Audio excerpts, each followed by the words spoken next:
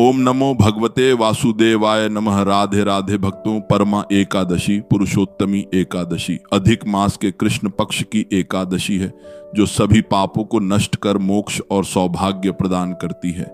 इस व्रत कथा के अनुसार विधि पूर्वक उपवास करने से जातक को अश्वमेध यज्ञ के समान पुण्य और बैकुंठ धाम की प्राप्ति होती है।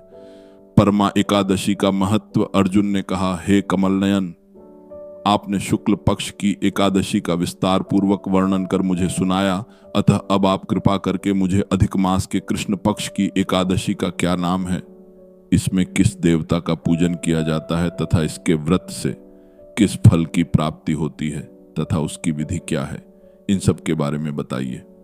श्री भगवान बोले, हे अर्जुन, अधिक मास के कृष्ण पक्ष में जो एकादशी आती है वह परमा एकादशी कहलाती है। वैसे तो प्रत्येक वर्ष 24 एकादशियां होती हैं। अधिक मास या मल मास को जोड़कर वर्ष में 26 एकादशियां होती हैं।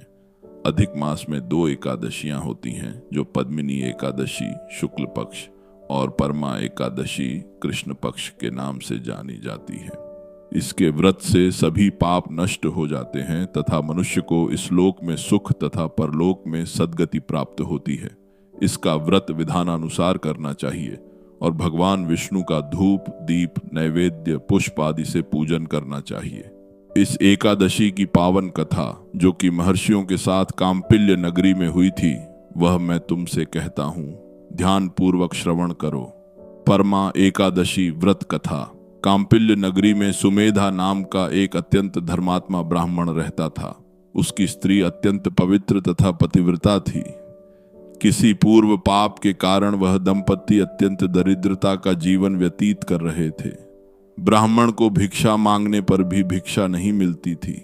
उस ब्राह्मण की पत्नी वस्त्रों से रहित होते हुए भी अपने पति की सेवा करती थी तथा अतिथि को अन्न देकर स्वयं भूखी रह जाती थी और पति से कभी किसी वस्तु की मांग नहीं करती थी। दोनों पति पत्नी घोर निर्धनता का जीवन व्यतीत कर रहे थे। एक दिन ब्राह्मण अपनी स्त्री से बोला, हे प्रिय, जब मैं धनवानों से धन की याचना करता हूँ तो वह मुझे मना कर देते हैं। गृहस्थी धन के बिना नहीं चलती, इसलिए यदि तुम्हारी सहमति हो तो मैं परदेश जाकर कुछ काम करूं, क्योंकि विद्वानों ने कर्म की प्रशंसा की है। ब्राह्मण की पत्नी ने विनीत भाव से कहा, हे स्वामी, मैं आपकी दासी हूँ। पति अच्छा और बुरा जो कुछ भी कहे पत्नी को वही करना चाहिए। मनुष्य को पूर्व जन्म में किए कर्मों का फल मिलता है। सुमेरु पर्वत पर रहते हुए भी मनुष्य को बिना भाग्य के स्वर्ण नहीं मिलता। पूर्व जन्म में जो मनुष्य विद्या और भूमि दान करते हैं उन्हें अगले जन्म में विद्या और भूमि की प्राप्ति होती है। ईश्वर ने भाग्य में जो कुछ लिखा है उसे टाला नहीं जा सकता। यदि कोई मनुष्य दान नहीं करता तो प्रभु उसे केवल अन्न ही देते हैं। इसलिए आपको इसी स्थान पर रहना चाहिए, क्योंकि मैं आपका विचोह नहीं सह सकती। पति बिना स्त्री की माता पिता भाई श्वशुर तथा संबंधी आदि सभी निंदा करते हैं। हंस लिए, हे स्वामी, कृपा कर आप कहीं न जाएं। जो भाग्य में होगा वह यहीं प्राप्त हो जाएगा। स्त्री की सलाह मानकर ब्राह्मण परदेश नहीं गया। इसी प्रकार समय बीतता रहा। एक बार कौंडिन्य ऋषि वहां आए। आर्षि को देखकर ब्राह्मण सुमेधा और उसकी स्त्री ने उन्हें प्रणाम किया और बोले, आज हम धन्य हुए। आपके दर्शन से आज हमारा जीवन सफल हुआ। आर्षि को उन्होंने आसन तथा भोजन दिया। भोजन देने के बाद पतिव्रता ब्राह्मणी ने कहा, हे ऋषिवर, कृपा कर आप मुझे दरिद्रता का नाश करने की विधि बतलाइए। मैंने अपने पति को परदेश में जाकर धन कमाने से रोका है। मेरे भाग्य से आप आ गए हैं। मुझे पूर्ण विश्वास है कि अब मेरी दरिद्रता शीघ्र ही नष्ट हो जाएगी, अतः आप हमारी दरिद्रता नष्ट करने के लिए कोई उपाय बताएं। ब्राह्मणी की बात सुन कौंडिन्य ऋषि बोले, हे ब्राह्मणी, मल मास की कृष्ण पक्ष की परमा एकादशी के व्रत से सभी पाप दुख और दरिद्रता आदि नष्ट हो जाते हैं। जो मनुष्य इस व्रत को करता है वह धनवान हो जाता है। इस व्रत में नृत्य गायन आदि सहित रात्रि जागरण करना चाहिए।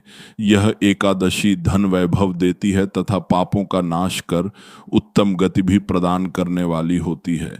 धनाधिपति कुबेर ने भी इस एकादशी व्रत का पालन किया था, जिससे प्रसन्न होकर भगवान भोलेनाथ ने उन्हें धनाध्यक्ष का पद प्रदान किया।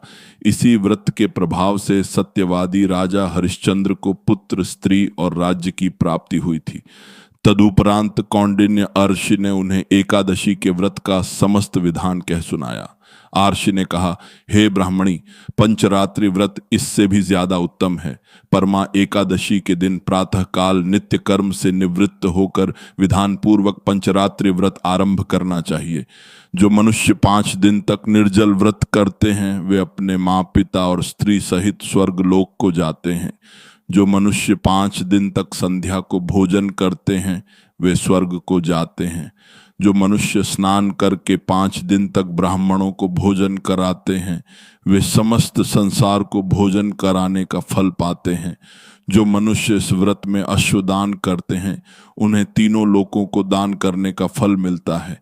जो मनुष्य उत्तम ब्राह्मण को तिल दान करते हैं वे तिल की संख्या के बराबर वर्षों तक विष्णु लोक में वास करते हैं। जो मनुष्य घी का पात्र दान करते हैं वह सूर्य लोक को जाते हैं। जो मनुष्य 5 दिन तक ब्रह्मचर्य पूर्वक रहते हैं वे देवांगनाओं के साथ स्वर्ग को जाते हैं। हे ब्राह्मणी, तुम अपने पति के साथ इसी व्रत को धारण करो, इससे तुम्हें अवश्य ही सिद्धि और अंत में स्वर्ग की प्राप्ति होगी।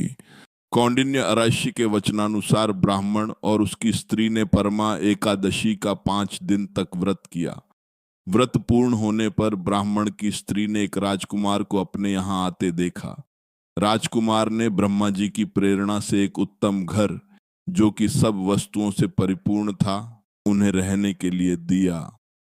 तदुपरांत राजकुमार ने आजीविका के लिए एक गांव दिया। इस प्रकार ब्राह्मण और उसकी स्त्री की गरीबी दूर हो गई और पृथ्वी पर काफी वर्षों तक सुख भोगने के पश्चात वे पति पत्नी श्री विष्णु के उत्तम लोक को प्रस्थान कर गए।